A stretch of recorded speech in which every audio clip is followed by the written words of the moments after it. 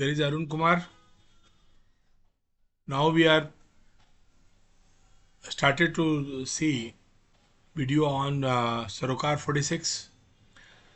हम लोग आज वीडियो के कंटेंट्स के रूप में देखेंगे कंसेप्ट ऑफ मार्केटिंग।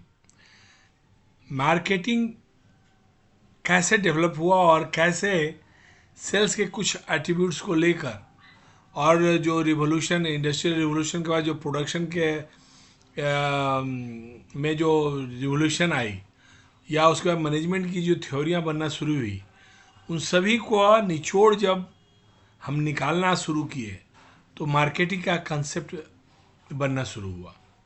इसमें दो पक्ष थे, एक था कंज्यूमर और कंज्यूमर के पहले था प्रोड्यूसर जो प्रोडक्शन करते थे, प्रोडक्ट्स बनाते थे। इनिशियली स्टेज में हम लोग सभी जानते हैं कि जो पॉपुलेशन का जो ये ब्लास्ट हुआ है ये 21वीं सदी का देन है। इसके पहले पॉपुलेशन इस तरह से नहीं था। पॉपुलेशन इस तरह से नहीं थे, उसके बहुत से रीजन रहे होंगे,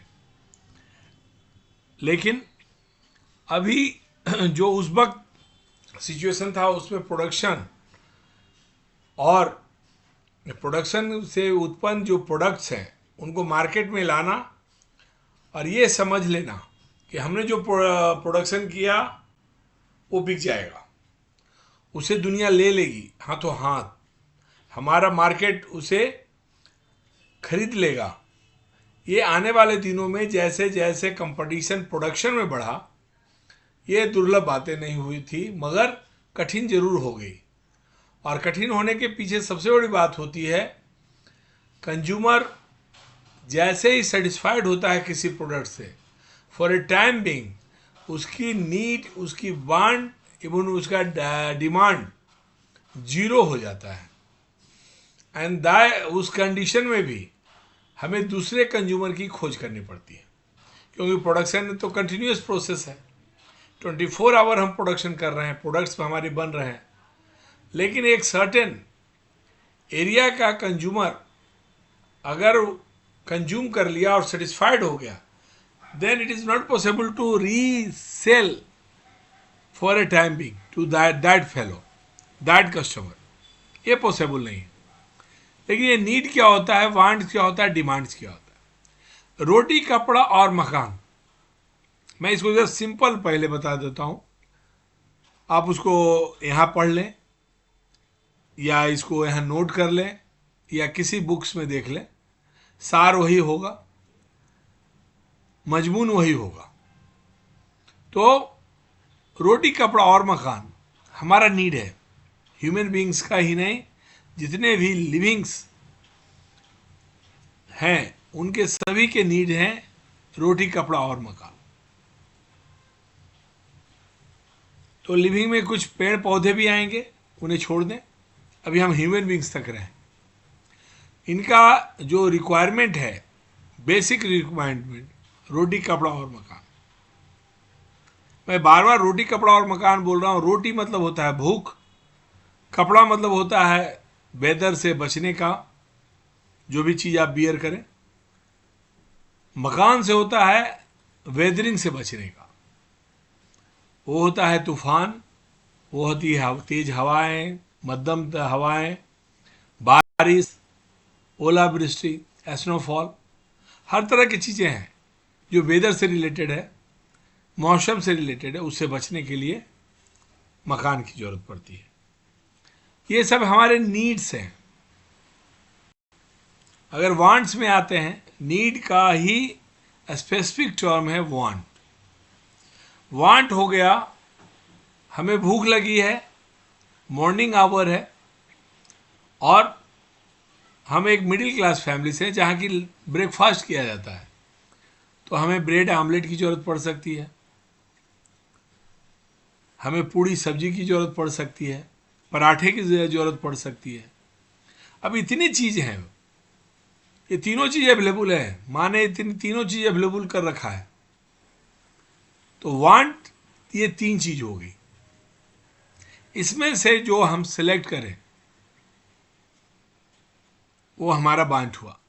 अरुण कुमार का वांट आज का हो गया पराठा और दही, ये हमारा वांट है। ये सब चीज़ें हमारे घर में बनती है, लेकिन जिन चीज़ों से बनती है उसे हमें परचेज करना होता है। अब है, जब हम परचेज मेरी माँ करने गई तो वो घी में, पराठे में घी लगा रही हैं या रिफाइंड लगा रही हैं, डालडा लगा रही है, और पता चला कि नहीं, घी लगाती है मेरी माँ। घी भी 10 तरह का है, ABCDEFGH। तो कौन सा घी वो अडॉप्ट करती है, और जब एक बार अडॉप्ट की है तो सालों से वही अडॉप्ट किए रहेगी वो।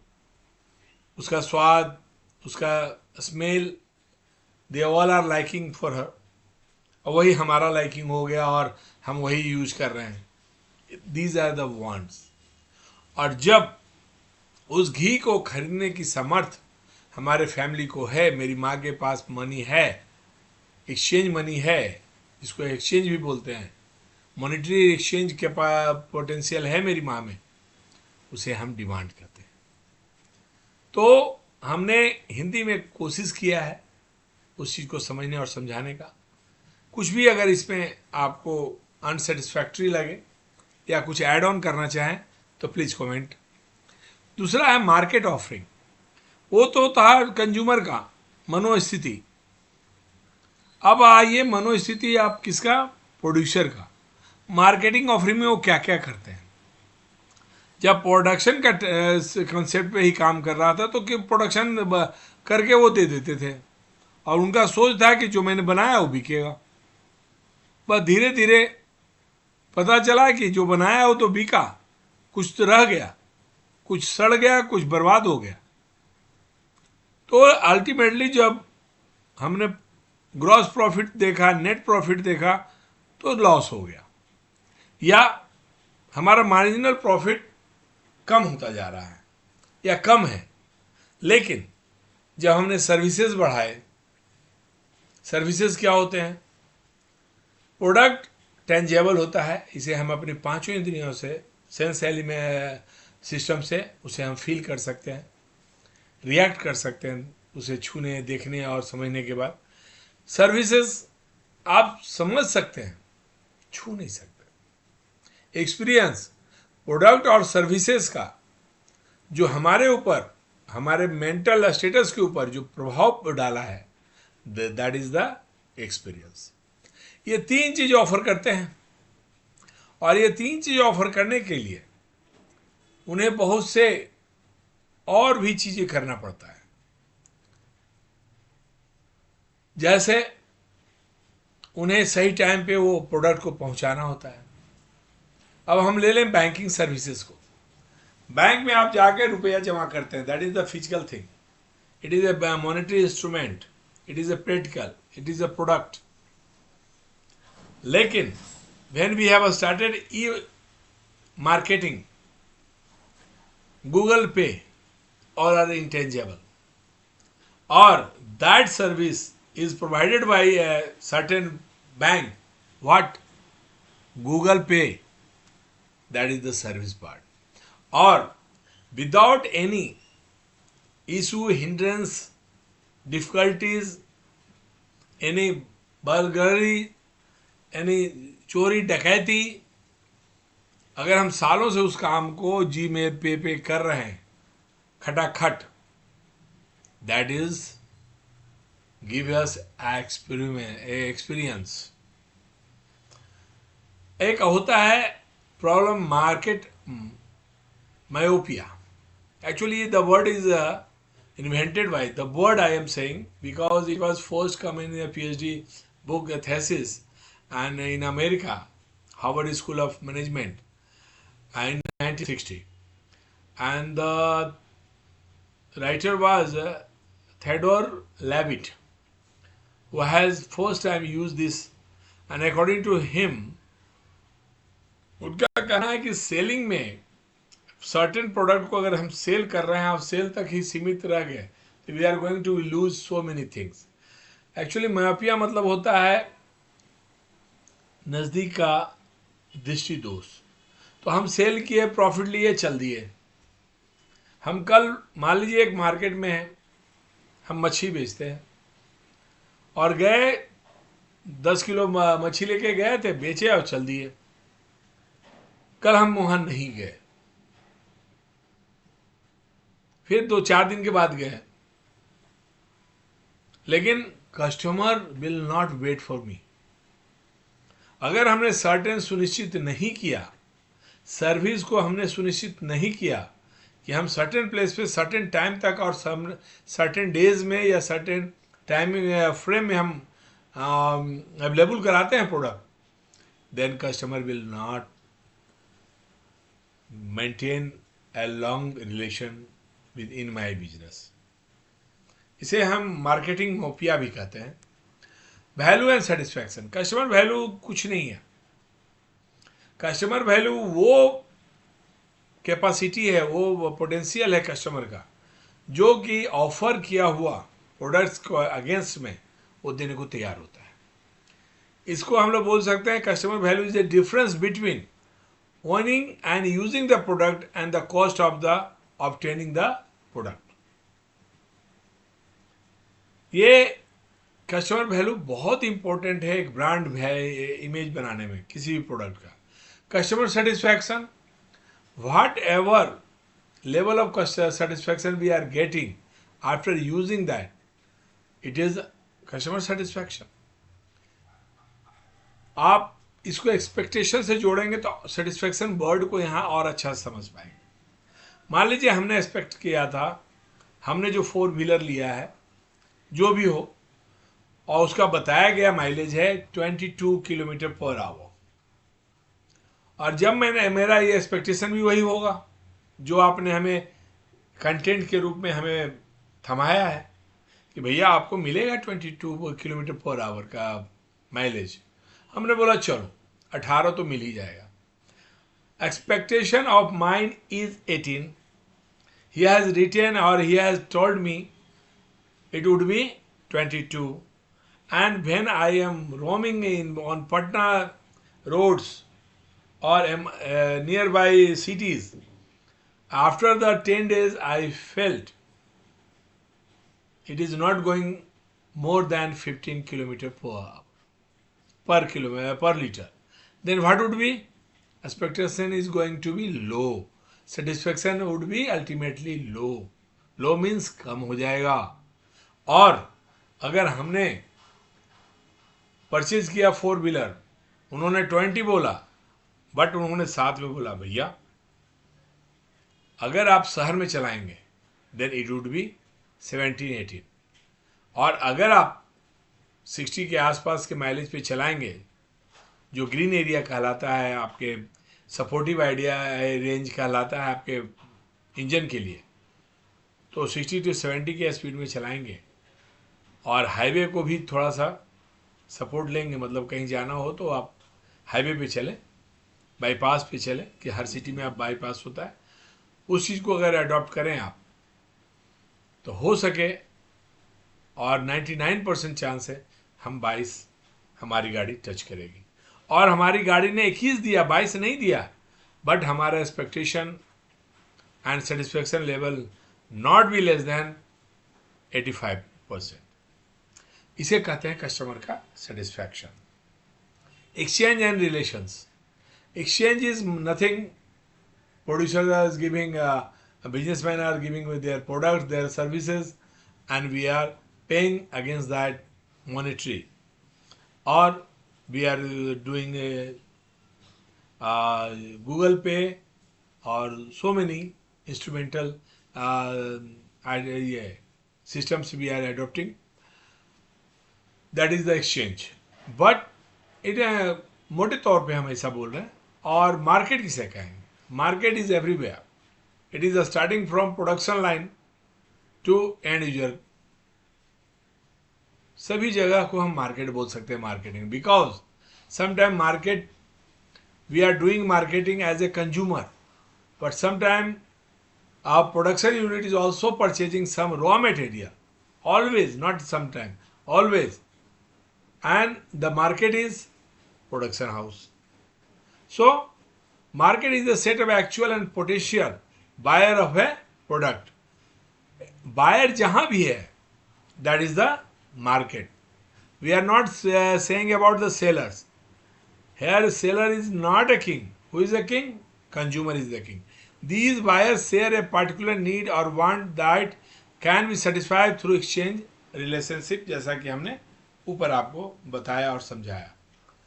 ये तो था बेसिक सिचुएशंस, स्टेटस, कंडीशंस, जिसके कारण एक रिएक्शन डेवलप होता है, एक्शन के अगेंस्ट रिएक्शन, जहाँ पे कि नीड्स है, वांट है, अल्टीमेटली वो कन्वर्ट हो जाता है डिमांड में, और उसके लिए कंज्यूमर मार्केट आता है, और मार्केट में according to their satisfaction level, exchange capacity, they are getting their products. At the same time producers producing according to their demand try to standardize and maintain quality and try to satisfy their customer. That is the reactions, and according to that we are knowing there are the 5 typical concepts of selling the products or exchanging the products. First है production concept. Production concept में हमें ये याद रखना है कि producer ने ये मान रखा रहता है कि वो प्रोडक्शन करते हैं और सेल करते हैं, और जितना वो प्रोडक्शन करेंगे उतना सेल हो जाएगा, और इसमें कुछ नहीं होता. प्रोडक्ट कंसेप्ट धीरे धीरे लोगों में प्रोडक्ट के प्रति इंटरेस्ट जगा, उसके बारे में उन्होंने और जाना, और वो डिफ्रेंशिएट करने लगे अच्छे और खराब प्रोडक्ट्स में, पहले के टेस्ट के और प्रोडक्ट और आज के प्रोडक्ट्स में. और उन्होंने प्रोडक्ट्स की क्वालिटी को अहमियत देना, इंपॉर्टेंस देना शुरू किया. जिससे क्या हुआ कि हर प्रोड्यूसर एक स्टैंडर्ड मेंटेन करते हुए प्रोडक्ट्स को बनाने की शुरुआत की, जिससे कि लिविंग स्टैंडर्ड ऑफ कंज्यूमर बढ़ा, प्रोडक्शन की इन्वेंशन बढ़ी, मशीनरीज का नए नए मशीन का आना हुआ. उसके बाद आता है सेलिंग कंसेप्ट.